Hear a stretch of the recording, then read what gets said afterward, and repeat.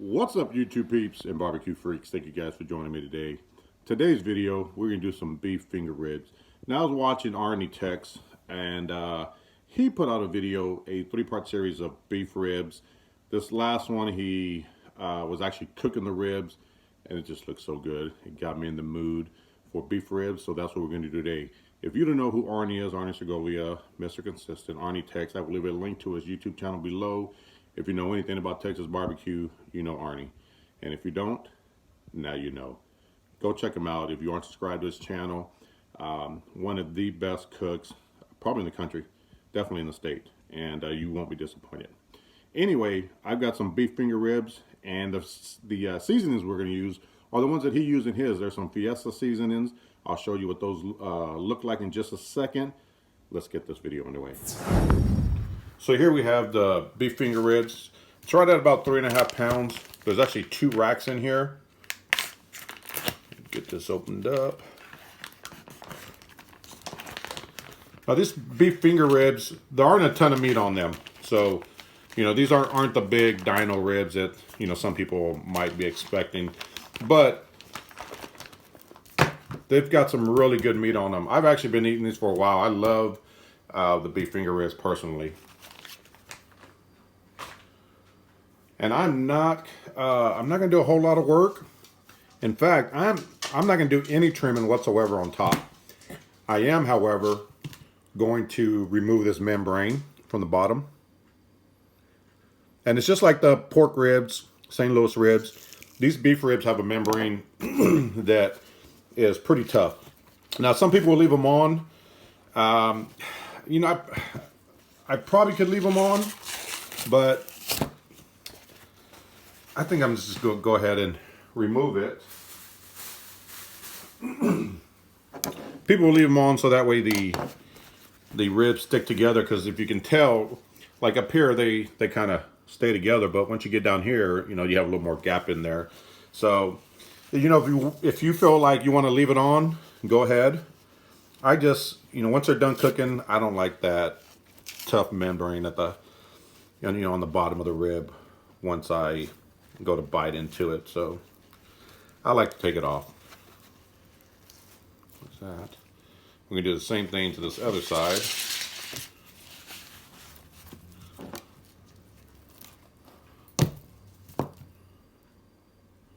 So I'll get this removed and we'll get these ribs seasoned up, and I'll show you which rubs we're going to use in just a second. Look, it comes right off. Perfect. All right, so the first thing I'm going to do is I'm going to take some Parquet squeezed butter, and I'm going to use this as a binder. You don't have to use a binder. You can use a different binder. It's up to you. I just have a little bit of this left. I'm going to use it up.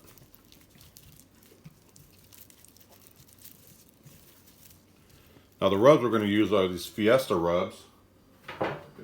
Paper towel. The first one we're going to use is their chicken rub. And then we're going to come back with the second layer of their fajita rubs.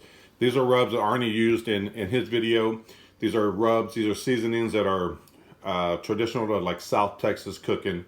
And they're actually really good rubs. These Fiesta rubs are excellent, even on their own. Like this chicken one on chicken is really good.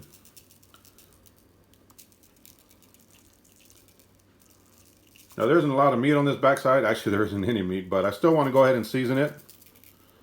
You know, sometimes you just want to gnaw on a bone, and I wanted to have a little bit of flavor. Come back with this fajita rub.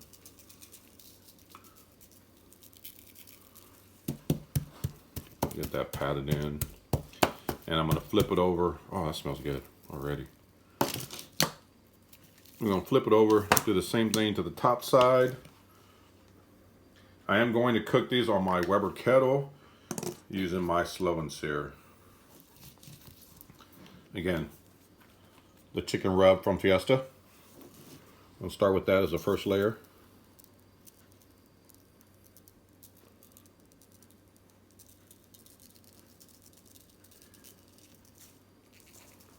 And then we'll come back with the fajita rub.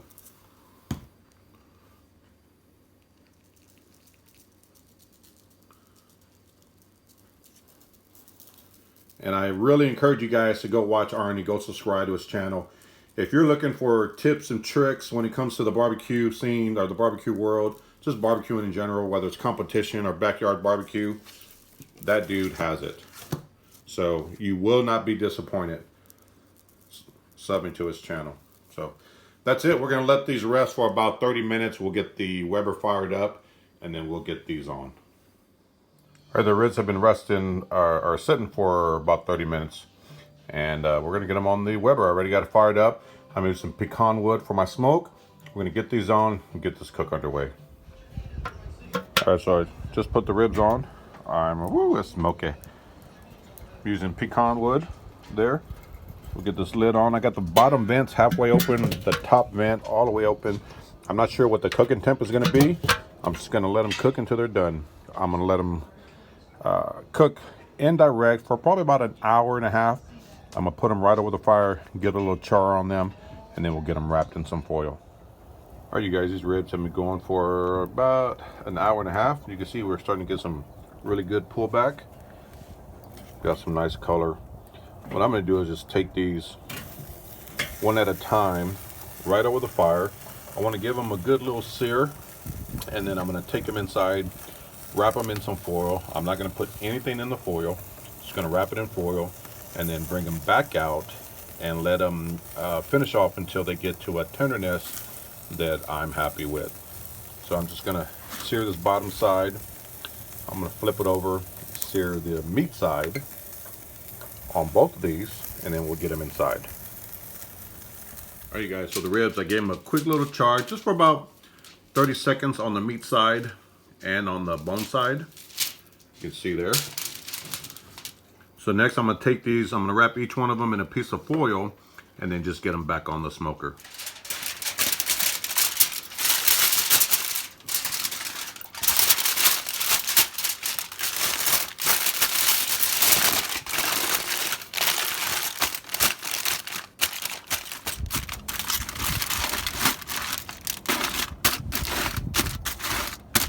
Wrapped up, we'll get the lid back on, and I'm gonna let them go for about 30 to 45 minutes, and then we'll give them a look. All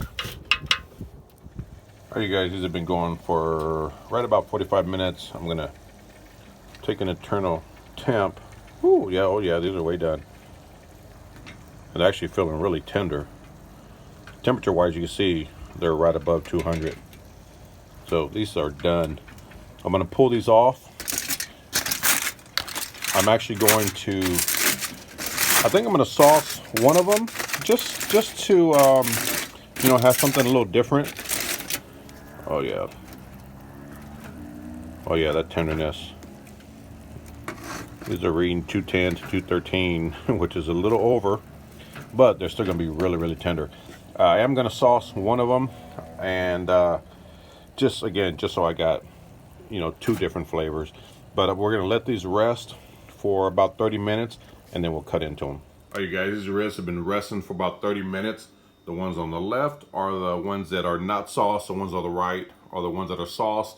And I just use some Head Country apple habanero for the sauce. You can use whatever you like. Again, I just wanted two different flavor options. So you don't have to sauce them at all if you don't want to, but I gotta tell you, they smell amazing. We're just gonna cut this. Oh yeah. Cut this one. God, that feels good. And they smell amazing. Those little nuggets right there that just slid off. Oh yeah. I'm gonna cut the rest of these up. I'm gonna cut these up, and then we're gonna give them a taste. All right, so I got them all cut up here. We're going to give these bad boys, look at that. Nice smoke ring. It looks like they have plenty of moisture still. We're going to, let's see what these look like. These are the ones that are not sauced, so. Well, we're gonna give it a taste test and see what they taste like. All right, you guys, we got a rib here. This is the beef rub that is not sauced. We just used the chicken rub and the fajita rub from Fiesta. It smells really, really good. Let's give it a taste.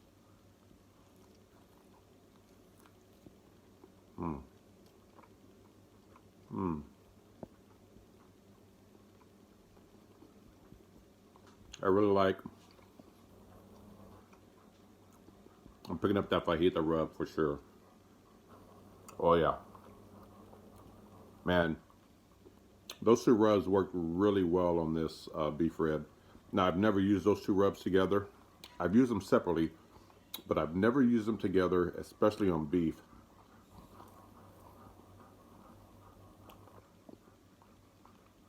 That's good. There's some saltiness there. I gotta tell you, I actually make beef finger ribs often, and I always use a beef rub. These two rubs, the chicken rub and the fajita rub, are probably better than any beef rub that I've ever used on these beef finger ribs. They work really, really well together. Those are rubs that Arnie used in his video. I can see why. Just some, you know, traditional South Texas flavors. I would have never have guessed to use those two rubs together. I'm glad Arnie did that video showing us that they actually do go well together. We're going to try one of these beef ribs that actually has some sauce on it. So that's next. That's this one here. Again, same rubs. I just hit it with the light coating of the Head Country Apple Habanero. Let's give it a shot.